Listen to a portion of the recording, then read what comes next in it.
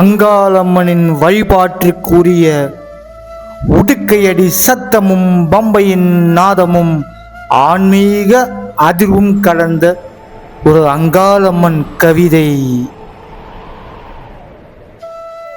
உடுக்கை நாதமும் உக்கிர அங்காளியும் என்ற தலைப்பில் தத்தார தாளத்திலே உடுக்கை அதிருது. மேல்மலையனூர் எல்லையிலே பூமி நடுங்குது. டங் டங் என உடுக்கை ஓசை நெஞ்சில் பாயுது. அங்காளம்மன்னு சொன்னா உடனே அண்டமும் ஆடுது. வேப்பிலை சலசலப்பு, சாம்பிராணி வாசமும், மயான காத்துல அம்மாவோட ஆவேசமும், சூலத்தை கையிலேந்தி சூரன் தலை அறுக்க, சுடுகாட்டு சாம்பலில் சுடராய் நீ உதிக்க, உடுக்கை வேகம் கூடுது. தகதகவென எரியுது தாயே உன் நெற்றிக் கண்ணும். உன் பாதம் சரணடைந்தால் பயமில்லை அவனுக்கும்.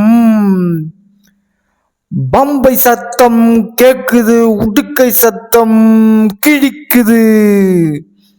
அங்காளம்மன் அருள் வந்து சாமியாட வைக்குது. இருள் சூழும் உலகத்தையே நீயே மாபெரும் ஒளி என்று தெரியுது.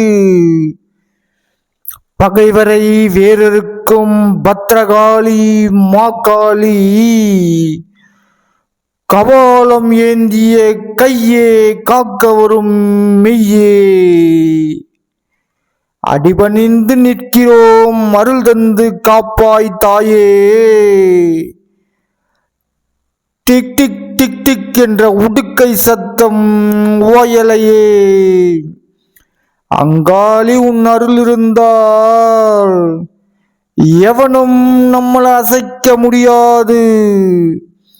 உடுக்கையின் நாதமும் உக்கிரத்தின் உச்சமும், மேல்மலையனூர் ஆத்தா வந்துட்டா இனி தீவினைகள் எல்லாம் பயந்து ஓடும். அம்மா இருக்க ஏன் உறவுகளே உங்களுக்கு கவலை? எந்த துன்பம் வந்தாலும் மேல்மலையனூர் ஆத்தாவை நினைத்து கொள்ளுங்கள். அது மலை போல் உள்ள துன்பமாக இருந்தாலும் பனிபோல் கரைந்து நீங்கிவிடும். இது நான் சொல்லும் சத்திய வார்த்தை.